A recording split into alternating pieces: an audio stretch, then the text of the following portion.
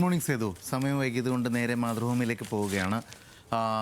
നിലപാടുകളിൽ മനംമാറ്റം എന്നാണ് അവരുടെ തലക്കെട്ട്. പ്രതിപക്ഷത്തിൻ്റെ ആവശ്യം അമിത്ഷായെ അറിയിക്കണമെന്ന് രാജ്യസഭാ അധ്യക്ഷൻ CP രാധാകൃഷ്ണൻ പറയുന്നു. ഇത് കേൾക്കുന്നില്ലേ?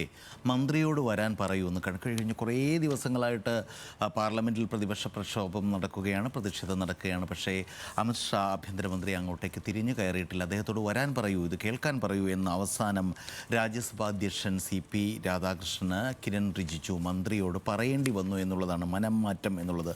മറ്റൊരു മനംമാറ്റം അതോടൊപ്പം തന്നെയുണ്ട്. ഇതും കേൾക്കണം സമരക്കാർ. പുതുതലമുറയെ വിശ്വസിക്കുന്നെന്ന് RSS മേധാവി മോഹൻ ഭാഗവത് ഇന്നലെ ഒരു പരിപാടിയിൽ മുംബൈയിൽ നിതാ മുകേഷ് അംബാനിയുടെ കൾച്ചറൽ സെൻറ്ററിൽ നടന്ന ഒരു പരിപാടി, ഒരു international movement to unite nations എന്ന് പറയുന്ന ഒരു പരിപാടിയിലാണ് പറഞ്ഞത്. അതായത് യുവാക്കളെ ബാധിക്കുന്ന വിഷയങ്ങളിൽ ശബ്ദമുയർത്തുന്നവരെ ദേശവിരുദ്ധരായി മുദ്ര കുത്തരുതെന്ന് RSS മേധാവി മോഹൻ ഭാഗവത്. പുതിയ തലമുറയുടെ സത്യസന്ധതയിൽ എനിക്ക് വിശ്വാസമുണ്ട്, അവരുടെ പരാതികൾ ന്യായമാണ് എന്ന് തുടങ്ങി RSS മേധാവി പറയുന്നു. മാത്രമല്ല, LGBTQ വിഭാഗത്തെ സമൂഹത്തിൻ്റെ അവിഭാജ്യ ഘടകമായി കാണണം. അവരെ ഉൾക്കൊള്ളുന്നതാണ് നമ്മുടെ പാരമ്പര്യം. വിവാഹം എന്നത് കേവലം ഒരുമിച്ച് ജീവിക്കാനുള്ള സൗകര്യമല്ല, മറിച്ച് സമൂഹത്തിൻ്റെ അടിസ്ഥാന ഘടകമാണ്. സ്വർഗ വിവാഹത്തിന് പകരം സെയിം സെക്സ് കമ്പാനിയൻഷിപ്പ് എന്ന രീതിയിലുള്ള സഹവർത്തിത്വത്തിനുള്ള സംവിധാനമാണ് ഉണ്ടാകേണ്ടത്. ആ സഹവർത്തിത്വത്തിനുള്ള സംവിധാനം ഉണ്ടാകണമെന്ന് ഇത്തരം കാര്യങ്ങളിൽ പൊതുവെ നെഗറ്റീവ് നിലപാട് സ്വീകരിക്കുന്നു എന്ന് തോന്നുന്ന RSS പോലെയൊരു സംഘടന പറയുമ്പോൾ അത് നിലപാടിലെ കൃത്യമായ മനംമാറ്റം തന്നെയാണ്. ഇനി മനോരമയിലേക്ക് വന്നാൽ ഇത് തന്നെയാണ്. അമിത്ഷായോട് വരാൻ പറയൂ. പാർലമെൻ്ററി കാര്യമന്ത്രിയോട് ഉപരാഷ്ട്രപതി രാജ്യസഭാ അധ്യക്ഷൻ എന്ന നിലയിലുള്ള അസാധാരണ ഇടപെടൽ, പ്രതിപക്ഷ ആവശ്യം മുഖവിലേക്കെടുത്താണ് സാധാരണ അങ്ങനെ രാജ്യസഭാ അധ്യക്ഷന് പറയേണ്ടി വരാറില്ല. മന്ത്രി വന്ന് ഇത് കേൾക്കൂ എന്ന് പറയുന്നത് മനോരമയും തലക്കെട്ടാക്കുന്നു. ബഹിരാകാശത്ത് പിച്ച വെച്ച മലയാളം എന്ന സന്തോഷ വാർത്ത അതിന് മുകളിലായുണ്ട്. നാസ യാത്രികൻ ഡോക്ടർ അനിൽ മേനോൻ ആദ്യ സ്പേസ് വോക്ക് നടത്തി. അദ്ദേഹം ബഹിരാകാശത്തേക്ക് പോയതും ചെന്നതുമൊക്കെ, ഇൻ്റർനാഷണൽ സ്പേസ് സെൻറ്ററിൽ ചെന്നതുമൊക്കെ നമ്മൾ വലിയ വാർത്തയായി നൽകിയതാണ്. രാജ്യാന്തര ബഹിരാകാശ നിലയത്തിലെത്തിയ മലയാളി യാത്രികൻ ഡോക്ടർ അനിൽ മേനോൻ ആദ്യ സ്പേസ് വോക്ക്, ആകാശ നടത്തം നടത്തി എന്നുള്ള വാർത്ത അതോടൊപ്പം തന്നെയുണ്ട്. രണ്ട് വാർത്തകൾ പ്രാധാന്യത്തോടെ മുൻപേജിൽ, മറ്റ് വലിയ രാഷ്ട്രീയ വാർത്തകളും പൊട്ടിത്തെറികളും ഒന്നും ഇല്ലാത്തത് കൊണ്ട് കൂടി ഇടം പിടിച്ചിരിക്കുന്നു. അവൾക്കൊപ്പം ഗർഭപാത്രം നീക്കൽ കരാർ ജീവനക്കാർക്കും ശമ്പളത്തോടു കൂടി അവധി നൽകണം. ഈ ആർത്തവ അവധിയൊക്കെ വളരെ കോമൺ ആയി കഴിഞ്ഞു. സ്വകാര്യ സ്ഥാപനങ്ങളടക്കം നൽകുന്നു. ഈ ശസ്ത്രക്രിയ നടത്തുന്നവർക്കും ആ അവധി അത് കരാർ ജീവനക്കാർക്കും നൽകണമെന്നാണ്. മറ്റൊന്ന് ആർത്തവ വിരാമം ഋതുതാരെ പദ്ധതിയുമായി കർണാടക എന്ന സംസ്ഥാനം മാതൃകയാവുന്നു.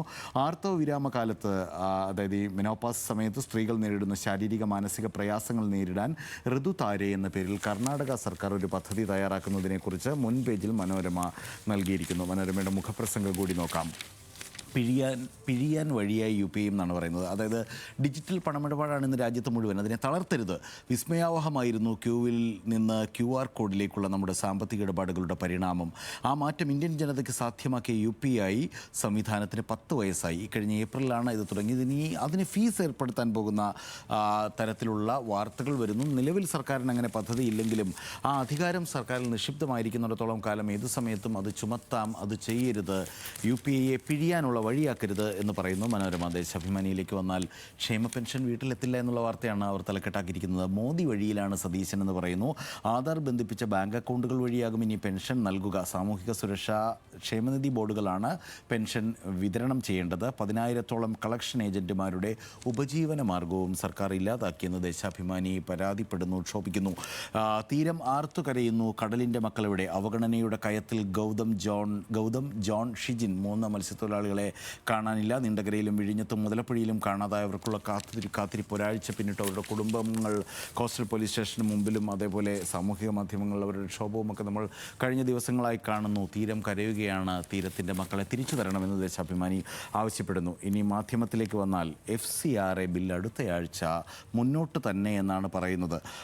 ഏറെ കോലാഹലങ്ങൾക്കും പ്രതിഷേധങ്ങൾക്കും വഴിവെച്ച വിദേശ സംഭാവന നിയന്ത്രണ നിയമ ബിൽ അടുത്തയാഴ്ച പാസ്സാക്കുമെന്ന് മാധ്യമം പറയുന്നു. അപ്പോഴെങ്കിലും അമിത്ഷാ സഭയിൽ എത്തുമോ ഇല്ലയോ എന്നുള്ള കാര്യത്തിലാണ് ഇനി സംശയം.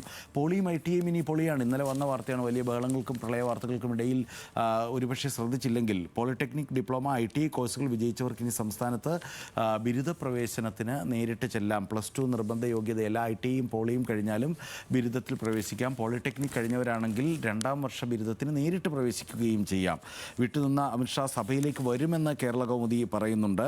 അഴുകിച്ചേർത്ത ശരീരം പ്ലാസ്റ്റിക്കിൽ പൊതിഞ്ഞ് നമ്മൾ ഇന്നലെ കൊടുത്ത വാർത്തയാണ്. രാജേഷിൻ്റെ മൃതദേഹം എംബാം ചെയ്യാതെ ഫ്രീസർ ഇല്ലാത്ത ആംബുലൻസിൽ വീട്ടിലെത്തിച്ച വാർത്ത മുൻപേജിൽ പ്രാധാന്യത്തോടെ കേരള കൗമുദി നൽകിയിരിക്കുന്നു. സുപ്രഭാതത്തിൽ പ്രതിപക്ഷ വികാരം അറിയിക്കൂ അമിത്ഷാ എവിടെ എന്നുള്ള വാർത്ത തന്നെയാണ് സുപ്രഭാതത്തിൻ്റെ തലക്കെട്ടായി വന്നിരിക്കുന്നത്. UP ഇടപാടിന് നികുതി വരുന്നു എന്നുള്ള വാർത്ത വീക്ഷണം തലക്കെട്ടാക്കുന്നു. പെട്ടെന്നായതുകൊണ്ടാണ് ഇന്ന് സമയമില്ലാത്തതുകൊണ്ട് വേഗം എടുത്തു പോവുകയാണ്. മംഗളത്തിൽ ഗോവിന്ദനും ബ്രിട്ടാസിനും പോലീസ് നോട്ടീസ്. ED സംഘത്തെ ആക്രമിച്ച കേസിൽ MV ഗോവിന്ദനും ജോൺ ബ്രിട്ടാസിനും പോലീസ് നോട്ടീസ് കൊടുക്കാൻ പോകുന്നു. ജനയുഗമെടുത്താൽ പെൻഷൻ വീട്ടിലെത്തില്ല. ദേശാഭിമാനിയിലെ വാർത്ത തന്നെ ജനയുഗവും CPIയുടെ പത്രം അവരും തലക്കെട്ടാക്കുന്നു. ജന്മഭൂമിയിൽ പക്ഷേ PS പ്രശാന്തും അജികുമാറും ശബരിമല നെയ്യ് അഴിമതിയിൽ പ്രതികളാകുമെന്നുള്ള വാർത്തയാണ്. സാവരിയ ബസന്ത് കൊലപാതകമൊക്കെ രാജ്യസഭയിൽ സദാനന്ദൻ മാസ്റ്റർ ഉന്നയിച്ചത് മുൻപേജിൽ കൊടുത്തിട്ടുണ്ടെങ്കിലും ഈ വലിയ പ്രതിപക്ഷ പ്രക്ഷോഭം നടക്കുന്നതും അമിത്ഷാ എത്താത്തതുമൊന്നും ഏതായാലും ജന്മഭൂമിയിൽ ഇല്ല. സ്വാഭാവികമായും സേതു. ഓക്കെ സുചന്ദ്രൻ, ശരി.